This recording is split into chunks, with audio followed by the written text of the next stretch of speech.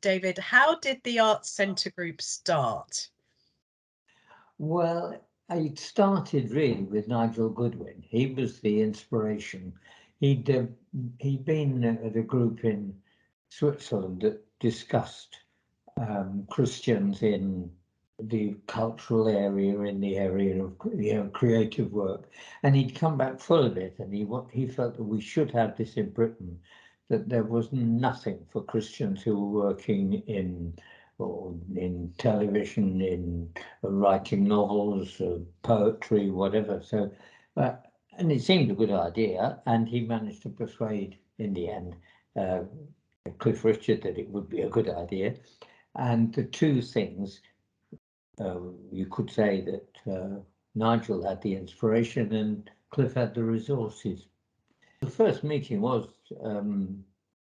pretty well those 50 years ago. I mean, because as soon as we'd had the meeting, it was at my house in North London. We decided that we would do it, and that became the Arts Centre Group. It was opened and blessed by the then Archbishop of York, Donald Cobham, and we were off.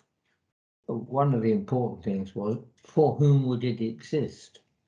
And we wanted it to be very open in terms of we didn't want to have any doctrinal basis of faith and that sort of thing to exclude people.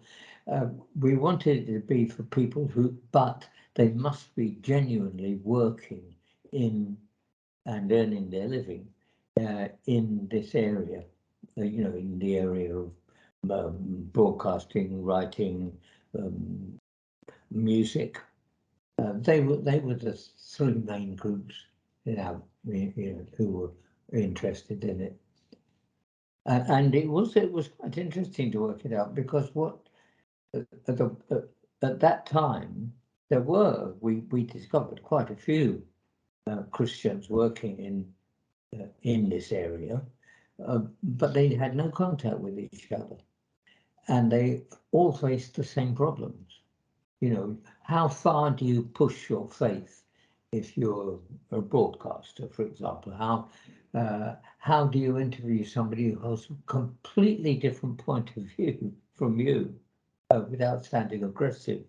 If you're writing a novel, how do you express faith in the novel without it becoming a sort of religious, evangelistic, book? And that was quite difficult, and people would spend quite a long while talking about how you do those things.